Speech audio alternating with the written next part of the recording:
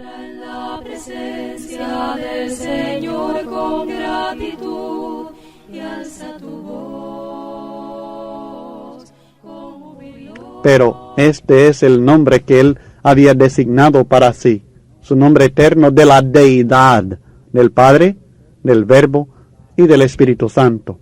Realmente es de poca importancia para nosotros hoy día, porque ahora el nombre en el cual nosotros somos salvos es el de Jesucristo, y no se trata de cómo se pronuncia, sino que se trata de su potestad. Pero Jehová, o el Dios creador del cielo y de la tierra, así se identificó a Moisés en Éxodo capítulo 3. Y Jesucristo, el Cristo de Dios, el Verbo de Dios, era parte de esta deidad eterna. Los versículos 42 y 43 nos presentan un análisis muy triste realmente, porque habla de una condición que persiste hasta el día de hoy. Habla de personas que son creyentes, pero que están perdidas.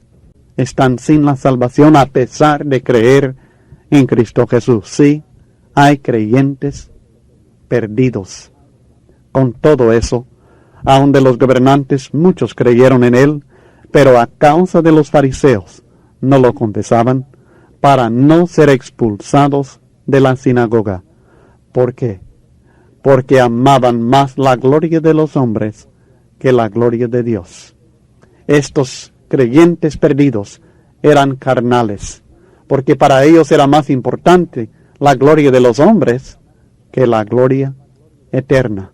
Estaban más interesados en el pensar y el criterio de los hombres que el criterio de Dios. Segundo, estos creyentes perdidos eran miedosos, temían a los hombres, así como muchos hoy día que temen a los hombres, y por esto, aunque creen en Cristo, aunque conocen la doctrina del Señor y la verdad de Dios, ellos no siguen a Cristo, no siguen la verdad, sino que siguen a los hombres porque los temen. Tercero, estos creyentes perdidos eran desobedientes. No hicieron la buena profesión de la fe. No estuvieron dispuestos a confesar la fe que había en el corazón de ellos. Y sin esta confesión de los labios que Jesús es el Señor, no hay salvación. Eran creyentes, pero estaban perdidos porque eran cobardes. Solamente creer en el corazón, mi estimado, no salva. Aquí tenemos un ejemplo bien claro, que creer en el corazón. Ellos creían en el corazón, pero no eran salvos, porque no confesaban a Cristo. Y lo mismo pudiéramos decir de aquellos que creen, pero que no son obedientes en el bautismo para salvación. Hoy día encontramos la misma presión religiosa de parte de líderes religiosos, la presión de los parientes, la presión de los compañeros de trabajo, la presión de los compañeros de estudios, de amigos políticos y de sencillamente nuestros amigos comunes. Presión a no seguir a Cristo, y que muchos siguen a los hombres en vez de seguir a Cristo. Muchos se sujetan a esta presión de los hombres en vez de sujetarse al señorío de Cristo Jesús, porque aman más la gloria de los hombres que la gloria de Dios. Aman más el favor que los hombres le pueden dar que el favor de Dios. Desean más tener la aprobación de los hombres que la aprobación de Dios. Prefieren la comunión, el compañerismo de los hombres que la comunión y el compañerismo de Cristo Jesús. Es un problema perenne. Lo era en aquel tiempo y lo es hasta el día de hoy. Cristo, en los versículos que concluyen este capítulo 44 al 50, presenta una súplica. No es una súplica a Dios, sino a los hombres, a creer en Él, pero a tener una fe genuina, una fe personal en Jesús, como el Cristo, porque es de tanta importancia. De hecho, nos aclarará que es imposible creer en Dios sin creer en Jesucristo y su palabra, y seremos juzgados por esta misma palabra en el día final. Ellos son uno. Creer en la palabra de Dios es creer en la palabra de Jesucristo. No creer en la palabra de Cristo es rechazar la palabra de Dios y rechazar a Dios mismo. La fe genuina en Jesucristo lo saca a uno de las tinieblas. Sin la fe en Cristo, por tanto, es imposible tener luz, es imposible entender la vida, porque por medio de Él recibimos iluminación espiritual para ver la realidad de la vida, esta y la venidera. La fe genuina en Jesucristo, en su persona y en su palabra, trae vida eterna. El texto dice, Jesús clamó y dijo, el que cree en mí, no cree en mí, sino en el que me envió. Como puede ver, creer en Cristo es creer en Dios. Y el que me ve, ve al que me envió. Ver a Cristo es ver a Dios, porque es del mismo carácter, es del mismo poder, es de la misma esencia divina. Yo, la luz, he venido al mundo para que todo aquel que cree en mí no permanezca en tinieblas. Al que oye mis palabras y no las guarda, yo no le juzgo, porque no he venido a juzgar al mundo, sino a salvar al mundo. El que me rechaza y no recibe mis palabras tiene quien le juzgue. La palabra que he hablado, ella le juzgará en el día postrero, porque yo no he hablado por mi propia cuenta. El Padre que me envió, Él me dio mandamiento de lo que he de decir y de lo que he de hablar. Y sé que su mandamiento es vida eterna. Así pues, lo que yo hablo, lo hablo como el Padre me lo ha dicho. Verdades fundamentales presentadas por Cristo en esta súplica, que en Él nosotros estamos viendo el carácter, la voluntad, las enseñanzas y las obras de Dios, además de su amor. Y por tanto, rechazar a Cristo es rechazar a Dios. Creer en Cristo es creer en Dios. Que las mismas promesas que Cristo está dando se reciben por medio del poder divino. Dios está prometiendo por medio de Cristo dar al hombre la iluminación espiritual. Por medio de Él podemos entender la vida. Y si no, pues estamos en peligro, porque su palabra, su enseñanza, muchos dicen, yo no puedo entender la Biblia, pues debe hacer un esfuerzo por entenderla, porque será juzgado por ella en el día final. Es apremiante, es esencial que todos entendamos la Biblia, que todos acatemos las órdenes de Cristo Jesús en la Biblia, porque sus palabras nos juzgarán en el día final, dice el versículo 48. Y solamente esta palabra nos puede dar vida eterna. Así que debemos entenderla y la debemos predicar. Debemos seguir el ejemplo de Jesús, maravilloso ejemplo, porque Él habló exactamente lo que el Padre le había dicho. A nosotros nos corresponde hablar exactamente lo que Él nos ha dicho, sin ir más allá de lo que está escrito. 1 Corintios 4 y el versículo 6. El deber del predicador es de anunciar, repetir las palabras del Rey, predicar la palabra de Dios, no la nuestra. Enseñanzas fundamentales que todos debemos entender y practicar.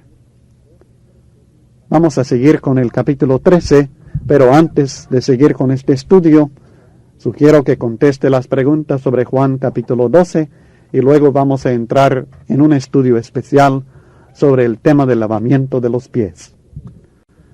Debido al hecho que recibo muchas preguntas acerca del lavamiento de los pies y que algunos grupos religiosos practican el lavamiento de los pies como rito religioso, y que nosotros como cristianos que estamos dedicados a seguir toda enseñanza bíblica, y que si es realmente voluntad de Dios que lavemos los pies, queremos hacerlo.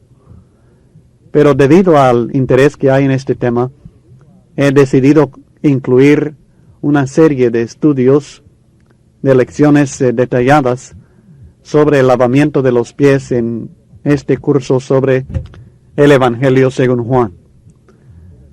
Antes de seguir estudiando, sugiero que ahorita apague su grabadora y que lea Juan capítulo 13, los versículos 1 al 20. Quiero que lea ahorita Juan 13, 1 al 20. Antes de seguir escuchando, por favor. Si ya leyó Juan 13 del 1 al 20, vamos a proseguir con este estudio sobre el lavamiento de los pies, considerando primeramente el lavamiento de los pies como una costumbre oriental. La Biblia no es una colección de ensayos sobre diferentes temas religiosos. En gran parte, la Biblia es el registro inspirado de la acción divina en la vida humana. Jesús, por ejemplo, no vivió en el ambiente celestial, sino en el ambiente judío de aquel tiempo. Fue un ambiente con ventajas especiales y problemas con sus causas en el ambiente mismo. El lenguaje de aquel lugar y tiempo no era igual al lenguaje que ahora ocupamos nosotros. Las costumbres sociales y religiosas eran diferentes a las nuestras. Cometeríamos un error muy grave si tratáramos de entender los ejemplos y las enseñanzas de Jesucristo sin tomar en cuenta el ambiente y la cultura que afectaron la manera en que Jesús expresó su doctrina. Su doctrina, revelada en el Nuevo Testamento, es la misma para todas las edades, desde su muerte hasta el fin del mundo. Pero a veces, la expresión de estas enseñanzas cambia con los cambios culturales.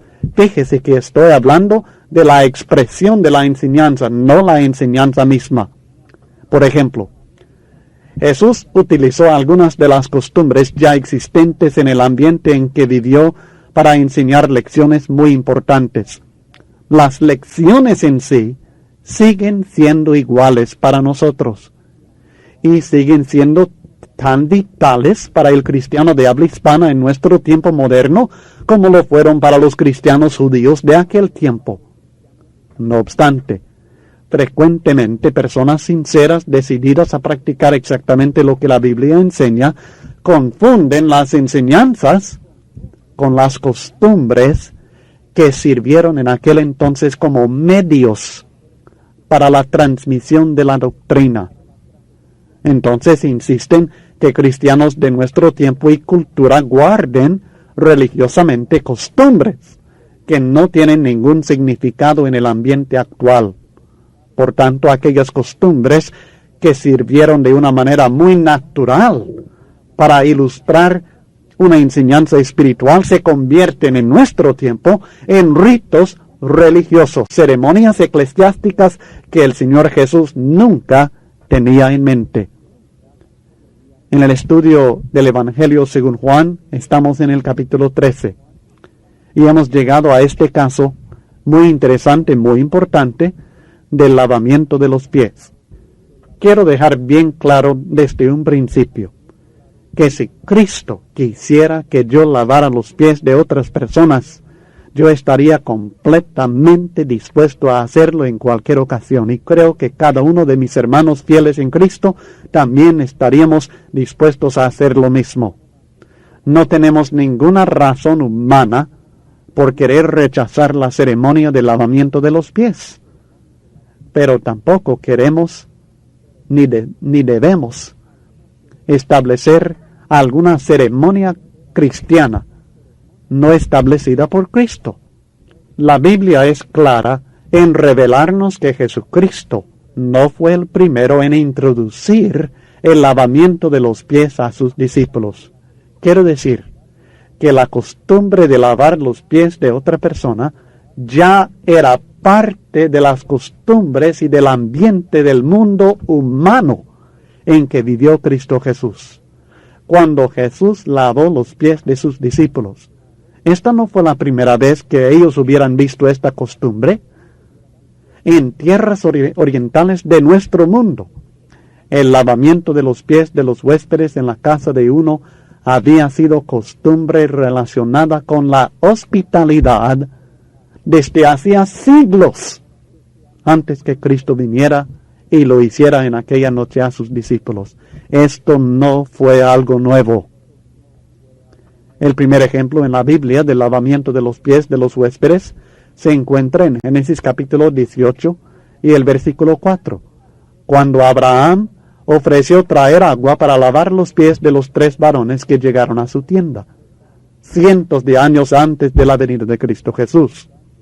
Su sobrino Lot ofreció lo mismo como parte de su hospitalidad a los 2 ángeles que llegaron a Sodoma, poco antes de su destrucción en Génesis capítulo 19. Y si repasamos la historia bíblica, encontramos varios ejemplos de este acto de hospitalidad, practicado por las gentes de aquella parte del mundo, no como el cumplimiento de algún mandamiento divino, no como alguna práctica religiosa, sino que lo practicaban como parte de sus propias costumbres en consideración de los huéspedes que ya llegaron a sus puertas. Naturalmente, en aquella época, y según las costumbres y los medios de transporte y el clima, era especialmente apropiado, porque casi todos llevaban sandalias y caminaban mucho a pie. El polvo, por tanto, se filtraba fácilmente en las sandalias, y los pies naturalmente se cansaban de tanto caminar. Por tanto, al llegar un huésped a la casa se le ofrecía agua para lavar los pies, o si había sirviente, éste se los lavaba. De otra manera, el amo de la casa solamente ofrecía el agua, y generalmente el huésped lavaba sus propios pies. En el primer libro de Samuel, en el capítulo 25 y el versículo 41, Abigail, al saber que el rey David le había escogido para ser su mujer, señaló su actitud humilde de esta manera. Primer libro de Samuel 25, versículo 41. He aquí tu sierva, que será una sierva para lavar los pies de los siervos de mi Señor. Ella estaba dispuesta a humillarse como mujer de él, a ser sierva de él, aún para lavar los siervos de David. Así que queda claro que la tarea de lavar los pies de otros se consideraba como un acto de humillación, un acto de servicio humilde practicada únicamente por los siervos de la casa. Pero dejar de ofrecer el agua, faltar en este sentido para el lavamiento de los pies de algún huésped, se consideraba como falta de cortesía, falta de consideración personal, falta de cultura. En el capítulo 7 de Lucas, Jesús se encontraba en el hogar de Simón, un fariseo, y una mujer pecadora le estaba regando los pies con sus propias lágrimas y enjugándolos con sus cabellos. Cristo fue criticado en esta ocasión por Simón porque él dejaba que una mujer pecadora se le acercara tanto. Pero Cristo le dijo a Simón: «¿Ves esta mujer? Entré en tu casa y no me diste agua para mis pies, mas ésta ha regado mis pies con lágrimas y los ha enjugado con sus cabellos. No me diste beso, mas ésta desde que entré no ha cesado de besar mis pies. No ungiste mi cabeza con aceite, mas ésta ha ungido con perfume mis pies». Lucas 7, versículos 44 al 46. Fíjese bien. Jesucristo en esta ocasión menciona 3 actos de hospitalidad, 3 actos de cortesía que se practicaban en aquel tiempo. No eran mandamientos divinos, eran costumbres. Las 3 costumbres mencionadas por Cristo son ofrecer el agua para lavar los pies, el beso de saludo, y tercero, en el caso de un huésped especial, ungir la cabeza con aceite. Simón no había sido muy hospedador. Sin embargo, le estaba criticando a Cristo porque dejaba que esta pecadora se le acercara. Pero Cristo señala el fallo de Simón. No porque había desobedecido algún mandamiento de Dios, sino porque él faltaba en esta costumbre de hospitalidad y cortesía hacia él. Creo que podemos ver claramente que el ofrecer agua para lavar los pies del huésped era costumbre practicada generalmente en el tiempo de Cristo antes que él lavara los pies de sus discípulos aquella noche en el aposento alto. Lo que Jesucristo hizo en aquella noche fue aprovechar la costumbre que ya practicaban para corregir un problema espiritual que existía entre los discípulos. Utilizó la costumbre que ya se practicaba en el ambiente del momento para enseñar una lección que tendría aplicación perpetua para todos sus discípulos de todas las edades, fueran cuales fueran sus propias costumbres sociales, pero no estaba estableciendo como costumbre perpetua el lavamiento de los pies. Espero que se haya fijado que la idea que el lavamiento de los pies fuera costumbre en aquel tiempo no es algo inventado, sino que se basa en información que la Biblia misma nos presenta. El lavamiento de los pies de huéspedes siguió siendo práctica de los cristianos verdaderos de aquel tiempo. Por cierto, para ellos era señal también de hospitalidad.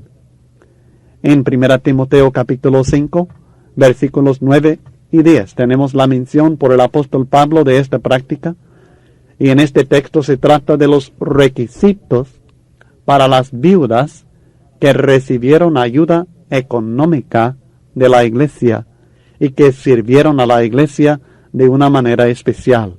Viudas que estaban puestas en la lista permanente de ayuda para la iglesia. El texto bíblico dice en 1 Timoteo 5, versículos 9 y 10, sea puesta en la lista solo la viuda no menor de 60 años, que haya sido esposa de un solo marido, que tenga testimonio de buenas obras, si ha criado hijos, si ha practicado la hospitalidad, si ha lavado los pies de los santos, si ha socorrido a los afligidos, si ha practicado toda buena obra. Notará que la cristiana fiel iba a hacer las buenas obras mencionadas en su vida cotidiana, incluyendo la costumbre de aquel tiempo de lavar los pies como parte de la hospitalidad practicada en su ambiente. El cambio fue que ella misma lo hacía en vez de solamente traer el agua o dejar esta tarea para algún siervo. Pero no se trata de alguna ceremonia religiosa ni de algún rito eclesiástico, sino de algo practicado en la vida cotidiana por individuos como parte de su hospitalidad cristiana. Nada probamos al prójimo, ni al hermano, si en ciertas ocasiones especiales en la iglesia lavemos los pies de otro cristiano como parte de alguna ceremonia religiosa. Pero si aprendiéramos la verdadera lección del amor y del servicio humilde al prójimo, la aplicación de la misma en la vida cotidiana sería un testimonio vivo de haber aprendido del Maestro el espíritu verdadero del cristiano.